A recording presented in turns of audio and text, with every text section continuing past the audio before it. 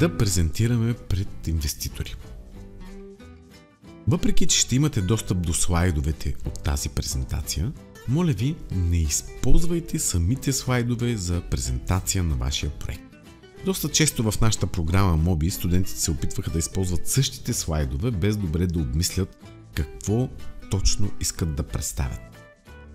Това е презентация, която да използвате относно това как да структурирате и да направите вашата презентация. И така, нека да започнем. На първия слайд опишете името на вашия проект, мисията на компанията и определете бизнес на компанията в едно изречение. А след това покажете какъв е проблема. Опишете болката или потребностите на клиентите или на клиентите ви, ако сте в B2B бизнеса. Очертайте как се справят с болката си клиентите в момента. А след това покажете какво е вашето решение. Отговорете на въпросите какво, защо, какъв и УТП. УТП е уникално търговско предложение. А след това отговорете на въпроса защо сега. Кое доведе до идеята сега да стартирате бизнес? Покажете няколко причини. А след това инвеститорите обичат да видят откъде точно ще дойдат техните пари. Ето защо трябва да направите едно добро проучване за това какъв е потенциала на пазара. Покажете различни метрики и различни изследвания, които сте направили. Също така дефинирайте профила на потребителите, към който се целите, и изчислете общия пазар и пазарния дял, който смятате, че можете да завладеете. Сравнение на конкуренцията.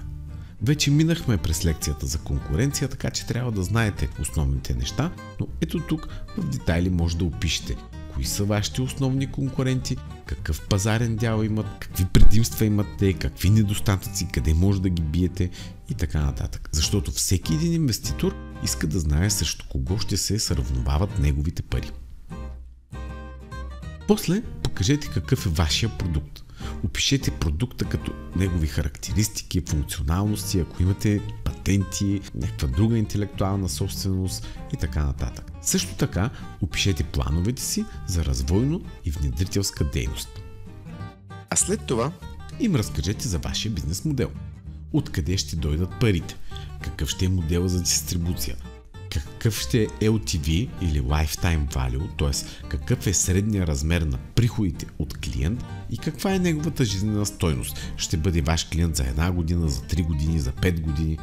Също така покажете как ценообразувате и ако имате възможност, приложете списък с потенциални клиенти.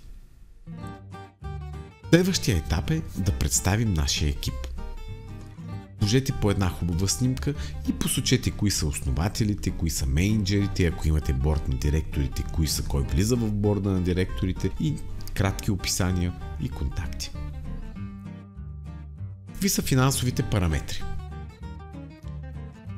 ОПР означава отчет за приходи и разходи. Посочете прогноза за отчета на приходите и разходите. Също така покажете някакъв прогнозен баланс. С няколко думи опишете прогнозата за паричните потоци, което е от 12-та лекция, и направете едно предложение към фонда или инвеститора, пред който презентирате. Тоест, каква е сделката? Трябват ни хикс пари, които за Y години ще направим по 2, по 3, по 10. И накрая споделете къде и как могат да ви открият. Примерно, ако имате Facebook профил, или въобще какъвто и да е профил в социалните мрежи, как могат най-лесно да се свържат с вас, ако сте предизвикали достатъчно интерес. Още веднъж припомням, не използвайте тези слайдове за вашата собствена презентация. Това е презентация, как да презентирате пред инвеститорите. Имате и като PDF файлове, и като PowerPoint презентация, които може да изтеглите.